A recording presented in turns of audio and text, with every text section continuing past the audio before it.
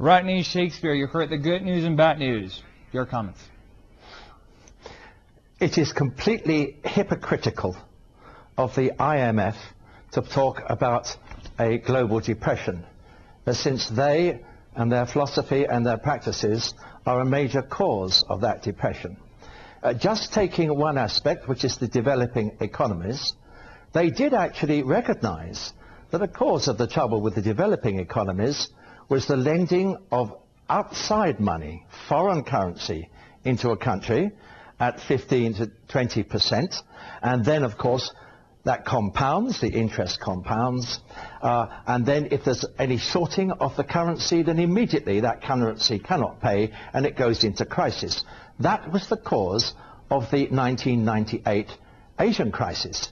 And yet what does the IMF now propose as a solution to the problems of the developing countries? It actually proposes more of the very thing which has created the problem in the past. Now, the reason this has happened is that the IMF is in a crisis of philosophy. It is no longer relevant to the new world which is developing. It is a new world which in fact must stop the lending, the creation of money by the banking system. It must stop money coming from abroad, and it must rely on countries creating their own money from the national banks, putting it out into their capital investment, repaying and then cancelling it. And at the same time, the money must be used for the development and spreading of the real economy. So the IMF is hypocritical, it is in a muddle, it's part of the process which has created the global depression. It really doesn't know what to do. It should get out of the way, stop the international banking system and its trickery. It should go straight and make an attack to get rid of the financial oligarchy, and it should direct its thoughts to each country making a responsible use of its own money supply. Shakespeare, that is a $64,000 question in the U.S. When? But there are no green shoots. There are plastic shoots and there are brown shoots. First of all, unemployment in the USA at 8.9%. The reality is it's nearly double that, and it's because the USA falsifies its unemployment figures the same way as the UK does. Part-time people are excluded. Those who've given up looking for employment, they are excluded. The true figure for unemployment is about 16%. Secondly, there are a few housing starts, but that's what you normally get in spring, and the increased mortgages, which are about another 5 to 10%, is because people are refinancing.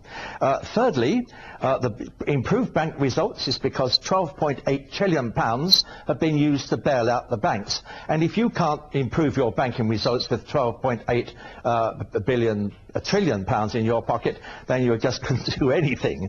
On top of that, the banks have been allowed to what's called get rid of the mark-to-market rule, which is an outrage. The rules were intended in place to ensure that the banks actually value what their assets are at the true market price. They're now being allowed to completely and utterly falsify those asset prices. And the last thing is the results of the stress tests, which the Federal Reserve and the USA government has just done on the American banking system. Those results are not being published. Very significantly, the stress tests were to reflect two possibilities: either a 40% drop in the USA housing market or a 60% drop. Now, you may say that that's a lot, but that is the sort of reality that you have to look at. So I see no signs, no green shoots. I think President Obama is frankly just being naively optimistic. Of course, you expect that from the president. What else can he do? But the reality is there's a very serious situation, and the IMA is wrong to expect a slow and weak recovery because they're not giving the time scale.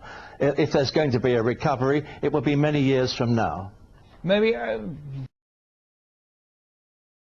would like to drive the economy once this crisis is passed. His goals include diminishing the consumerism that has long been the main source of growth in the United States and encouraging more savings and investments. He would redistribute wealth toward the middle class and make the rest of the world less dependent on the American market for its prosperity. And he would seek a consensus recognizing that an activist government is an acceptable and necessary partner for a stable market-based economy. Is that what President Obama is doing to move away from the pile of sand?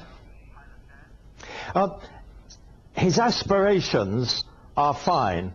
And if you actually look at some of what he's saying, you can say, well, that seems reasonable, that seems fine.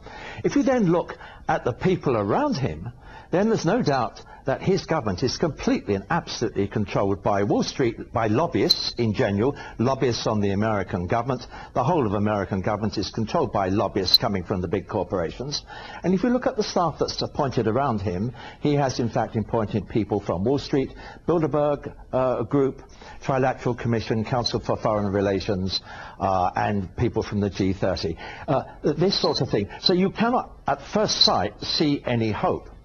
There will only be hope if people actually look at the great cause of the problem.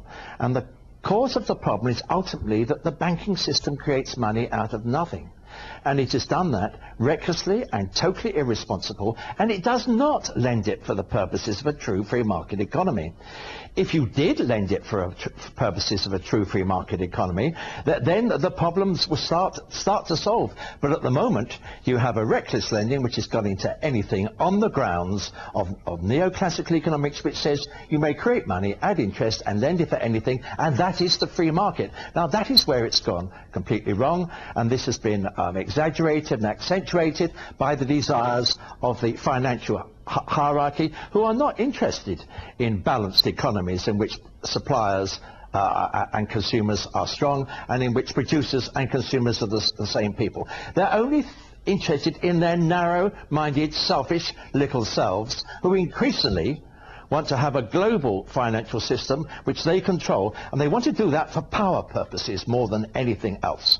So the way forward for President Obama is first of all to stand up and say, I will stop the banks creating money. They have abused that power, they have wrecked the global economy, and we have to face that. Secondly, I will open up a supply of interest-free money plus administration costs being administered by the banking system for the purposes of developing and spreading the real economy. Now, if he did that, everybody would start to believe him. There would be signs of hope for a new world. But as it is, everything that is being proposed and everything that is coming from President Obama and from the International Monetary Fund ultimately gets back to a version of the existing system trying to recreate the existing bubble which has put the world into disaster.